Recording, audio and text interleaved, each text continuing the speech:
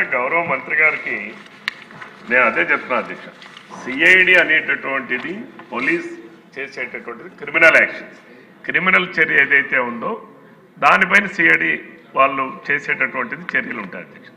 What about recoveries? వాడు ఎప్పుడో arrest అయితే సంబంధిత అధికారిని అప్పుడు సస్పెండ్ చేస్తామో అప్పుడు యాక్షన్ తీసుకుంటాం అనేది కాదు కదా.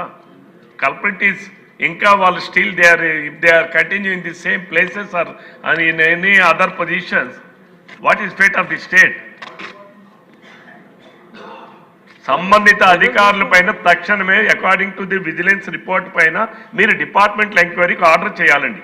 CID is the advisory department, వాళ్ళు అడ్వైజరీ ఏమి ఇచ్చారు? క్రిమినల్ యాక్షన్ ఇచ్చారు. ఉద్దేశం ఉందా లేదా అని మీరు అడగొచ్చు. అది మేము అనేది ఏంటంటే ముందు విజిలెన్స్ డిపార్ట్మెంట్ ఇచ్చినటువంటి, అదే సార్, విజిలెన్స్ డిపార్ట్మెంట్ ఇచ్చేటటువంటి నివేదిక పైన డిపార్ట్మెంట్ ఎంక్వైరీ కండక్ట్ చేసి ఫస్ట్ ఆఫ్ ఆల్ ముందు వాటిపైన యాక్షన్ తీసుకోవాలి సార్.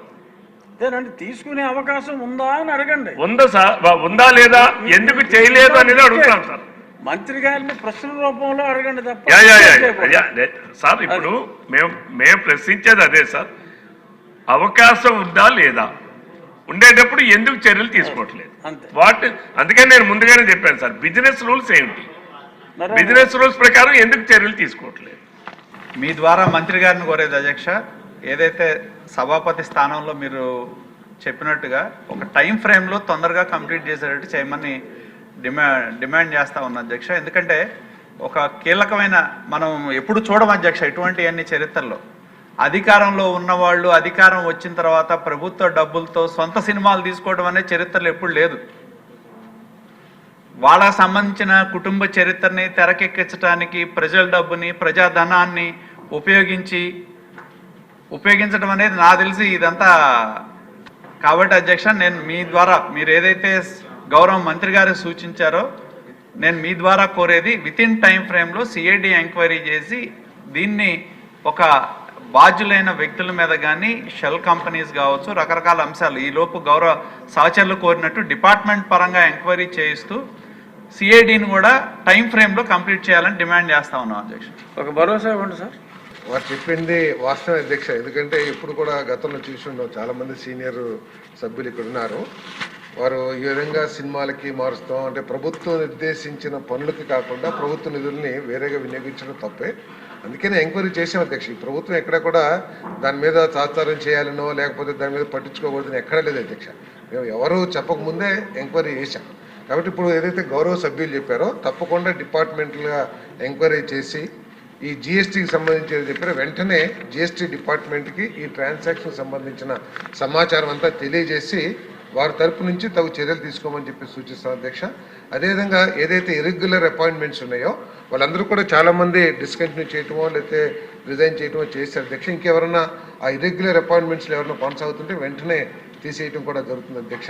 అదేవిధంగా అప్పుడున్న అధికారులు ఎవరైనా కంటిన్యూ అవుతుంటే వారి మీద కూడా డిపార్ట్మెంట్ పరంగా ఏ విధంగా చర్యలు తీసుకోవాలో తీసుకుంటామని చెప్పేసి కూడా టు ది గవర్నమెంట్ ఆన్ 21/1/2025 జనవరి నెలలో రిపోర్ట్ సబ్మిట్ చేస్తే ఇంకా వెరిఫై చేస్తున్నాం, చూస్తాము, దాన్ని సిఐడికి పంపించాము అంటే మీరు అంటే clearly said that as per the report according to the forensic audit upon verifying the bank statements it was found that after receiving the amount from the APDC the firm transferred most of the funds to cast and crew of the Yatra 2.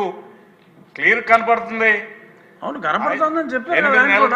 9 నెలల క్రితం మీకు report వస్తే నేను ఇంకా ఉన్న వాళ్ళు ఎవరైనా ఉంటే తీసేస్తాను లేకపోతే వాళ్ళ మీద చర్య తీసుకుంటాము. ఏమిటి సార్ ఇది ఈ రకమైన సమాధానం కరెక్ట్ కాదు sir. Director general vigilance and enforcement చాలా స్పష్టంగా చెప్పింది ఏమిటంటే ఈ రిపోర్ట్ ఆధారంగా సిఐడి ఎంక్వైరీ వేయండి, సిఐడి ఎంక్వైరీ వచ్చిన తర్వాత చర్యలు తీసుకోవాలి అధ్యక్ష. మెయిన్ టైం ఏదైతే సభ్యులు చెప్పారో దాని మీద చర్యలు తీసుకుంటుంది ప్రభుత్వం చెప్పాము అధ్యక్ష. తర్వాత డీజీ గారి రిపోర్ట్ వచ్చిన తర్వాత మేము సిఐడి ఎంక్వైరీ వేయకోకుండా దాన్ని డిలే చేయలేదు. శ్రావణ్ కుమార్ గారి ఉద్దేశం చర్యలు తీసుకుంటాం అని మీరు ఒకసారి అంటే ఆయన సాటిస్ఫై తప్పకుండా చర్యలు తీసుకుంటాం. ఎందుకంటే ఇది చాలా అన్యాయం అధ్యక్ష. ఏ ప్రభుత్వంలో జరిగిన విధంగా అప్పుడు మీరు తమరందరూ కూడా తెలుసు ఈ కూటమి ప్రభుత్వం వచ్చిన తర్వాత వాళ్ళు చేసిన దోపిడీలు కానివ్వండి, విధ్వంసాలు కానివ్వండి, లేకపోతే ఆర్థిక కొంచెం గట్టిగా. ఇర్రెగ్యులారిటీ ఏంటో అవన్నీ ఎంక్వైరీ చేస్తానికి 6 నెలలు పట్టింది అధ్యక్ష. మనం అన్ని వైట్ పేపర్స్ కూడా తయారు చేశాం. కాబట్టి దాని మీద ఎంక్వైరీ చేస్తే తప్పకుండా గట్టిగా చర్యలు తీసుకుంటాం.